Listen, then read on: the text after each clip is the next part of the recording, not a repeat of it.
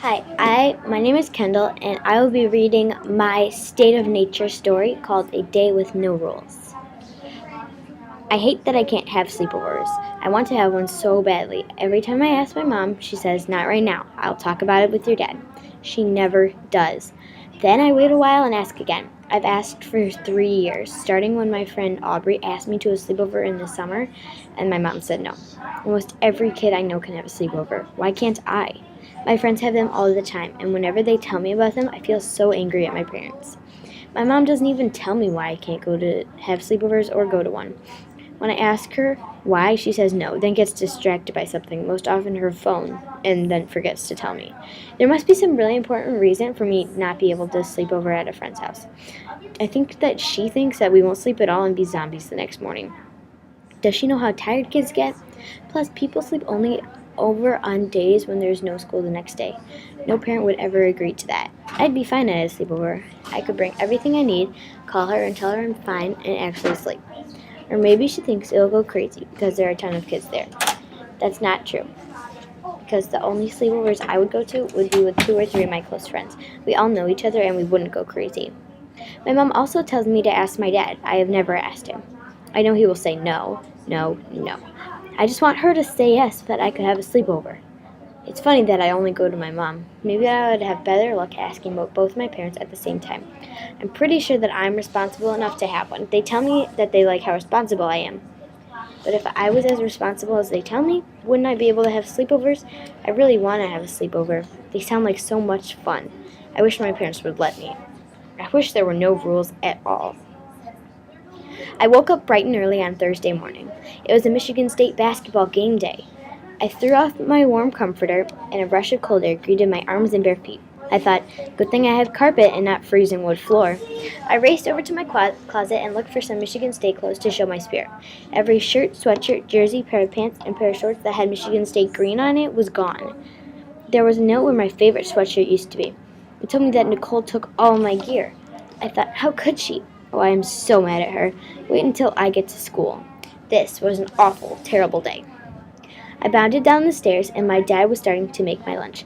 He saw me wearing a Blackhawks sweatshirt and asked, "Where's your Michigan State sweatshirt? It's game day." I responded, "Nicole took it all, the thief."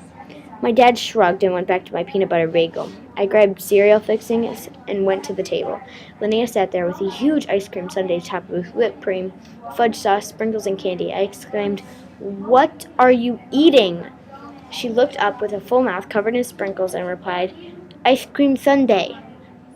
I turned towards my dad and said, "Seriously, you let her eat an ice cream sundae?" He looked at me quizzically and answered, "Sure, you can have one too." I was so confused. Usually my dad didn't even let me have ice cream for dessert. Now he's offering me some for breakfast? Something wrong was going on. If this kept happening, it would be an awful, terrible day. In my classroom, I hung my backpack on the hook and turned around. Only 6 kids were there. My head snapped around to look at the clock. It was already 9:09. We almost never had more than 1 or 2 kids gone each day. Where was everybody? I asked Mr. Solars why no one was there. He looked at me and said, "Why would they? You didn't have to come either." I looked at the schedule. We were supposed to be doing With the People. I marched back to my desk and pulled out my textbook, notes file, and WTP packet. Nobody else had theirs out. I went over to Stacy and said, "Come on, get your With the People stuff out." She looked up from her phone and said, "No, we don't have to." I asked Luke, Allison, Nicole, and Chris the same question. I got the same answer. I went to my desk and raised my hand and questioned, "Mr. Solar, shouldn't we be doing We the People right now?" He leaned back on his swivel chair and said, "No, we're here to hang out." He returned to his baseball draft on the computer. I looked around and saw that everyone was on their phone. I felt something weird in my stomach.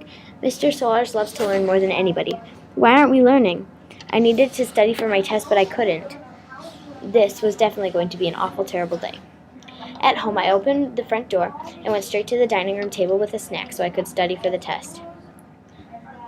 Right then, Linnea came up behind me and snatched my notes. She held it up and ripped it into 8 square pieces. I heard her footsteps lead to the bathroom and then the flushing of a toilet. This was definitely an awful, terrible day. I was furious. I flew up the stairs and got the few soggy remnants of my notes. My mom sat on her bed watching CNN on her laptop. I screamed, "Mom!" Linnea flushed all my test notes down the toilet. She looked up at me and said, "Too bad. If you'd study more, you wouldn't be so mad." I felt anger boiling up inside me and just exploded. How can you say that? This test is so important. I'm going to fail all because of her. She said, go work it out. Just then, her iPhone screen lit up and started vibrating. I grabbed it, and to my luck, it was Stacy. Hello? She invited me to come over with Allison and Nicole. I muted the phone and asked my mom. She said she would drive me over there. I told Stacy I'd be right there and hung up. I raced to the car and waited for my mom. At Stacy's house, I kicked off my shoes and walked into her dining room. Allison was already there. They were eating mini pepperoni pizzas and drinking tall glasses of ice water. I said, "Hey guys, what's up?" They replied in unison, "Hey, it's great that you're here." Stacy swallowed a bite of pizza and said, "We're going to make cookies when Nicole comes, but my mom made you a pizza."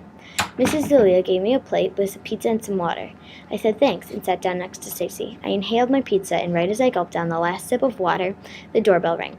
Stacy raced to the door and let Nicole in. She sat down next to Allison and got her pizza. When she finished, the four of us found the Ghirardelli chocolate chip cookie mix and started making the dough. Allison dumped in the dry mix, Stacy poured it in the water, Nicole added the oil, and I cracked the eggs. We took turns mixing, and then we got out the cookie sheets. Just as we were about to make cookie dough balls, I saw Aiden bolted in the room and grabbed the bowl. I saw the dough on the floor in the upturned bowl, and I was so mad, but I kept it inside.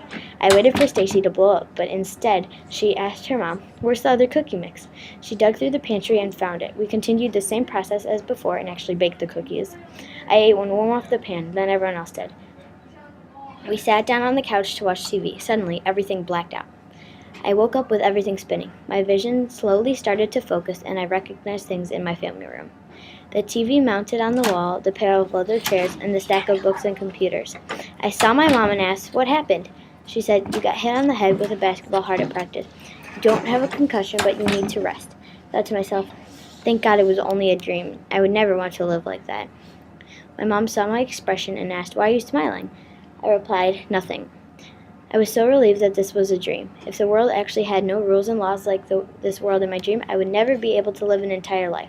I couldn't even make it a day. I knew that rules were essential for us to live a safe and happy life. I would never try to question a simple rule or law. I hoped I would never have this dream again because it was awful. A world without rules and laws is not a world for me. Thanks for watching.